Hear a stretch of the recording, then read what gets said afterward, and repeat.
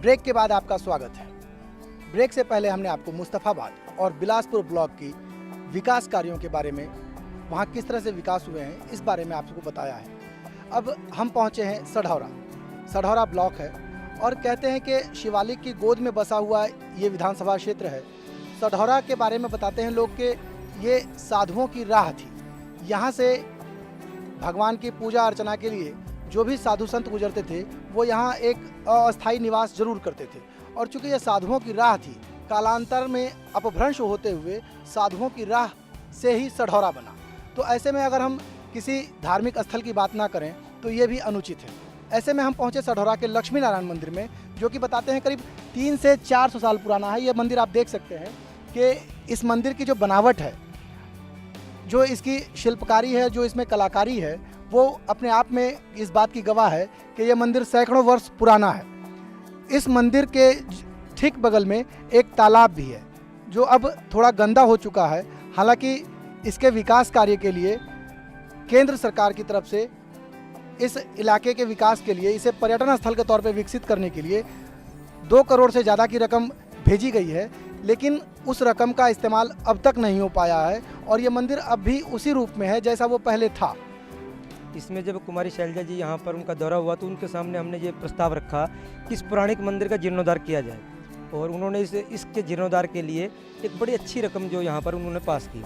लेकिन कुछ यहाँ के स्थानीय लोग इस कार्य में रोड़ा अटका रहे हैं और उनसे लेकिन बातचीत चल रही है और ऐसा लगता है कि जल्दी इसका समाधान निकल रहेगा। सढौरा विधानसभा हल्के में 7 तीर्थ स्थल हैं, जिनमें से मुस्तफाबाद का सरस्वती मंदिर, और पीछे आपको हमने वेदव्यास दिखाया है, और अब ये लक्ष्मी नारायण मंदिर है जो उन्हीं 7 तीर्थ स्थलों में से एक है। लेकिन इसके बनने में, इसके विस्तार में थोड़ी दिक्कतें हैं। कुछ और लोगों से जानते हैं वो क्या कह रहे हैं। हमारे यहाँ इस मंदिर का काम सरकार ने अपने लेवल पे स्टार्ट कराने की कोशिश की, लेकिन कुछ लोगों की वजह से इस काम में रुकावट आ रही है। करीब 3.25 करोड़ रुपए के करीब सरकार ने इसका बजट पास किया है और हरियाणा टूरिज़्म के अंडर ये काम होने जा रहा है। सरकार से यही निवेदन है कि जल्द से जल्द लोगों का सहयोग लेकर इस काम को पूरा कराने का प्रयास करें। सढौरा के लोगों की एक मांग रेल लाइन की भी है।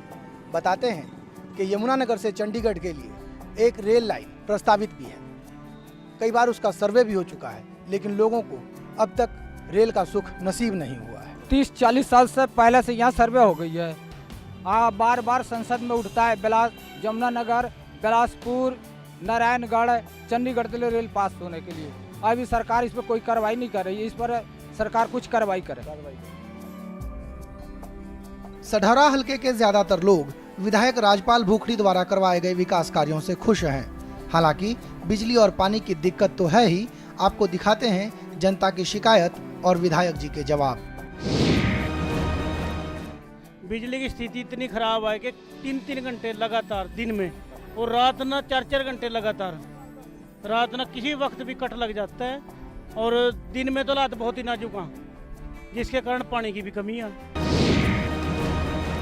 तो बहुत सारी समस्याएं थी, पानी की समस्या थी। उसके लिए भी हम समय समय पर हमारी सरकार के मुख्यमंत्री जी से और संबंधित मंत्रियों से मिलते रहते हैं, और उनसे, चाहे बिजली विभाग के हैं, चाहे PWD पब्लिक हेल्थ के मिनिस्टर हैं, तो हम उनसे मिलके जो भी समस्याएं हैं उनका समय समय पर समाधान कराने का पूरा प्रयास करते हैं।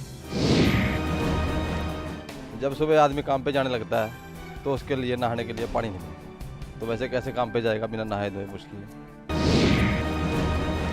सबसे कमी हमारे इलाके में एक रही है कि हमारे इलाके से जो भी विधायक बनते गए, उन्होंने कभी भी, चाहे पिछले 5 वर्ष में हमारी सरकार रही, हमारे मुख्यमंत्री थे कांग्रेस के, तो किसी ने भी सदन में इस पिछड़े इलाके की आवाज़ नहीं उठाई। सढौरा हल्के में विकास की बयार बह रही है। हर तरफ काम चल रहा है, विकास के नए आयाम लिखे जा रहे हैं, इस उम्मीद में कि पूरा प्रदेश विकास के पथ पर इस तरह आगे बढ़ता रहे। विकास यात्रा की टीम को दीजिए इजाजत। नमस्कार।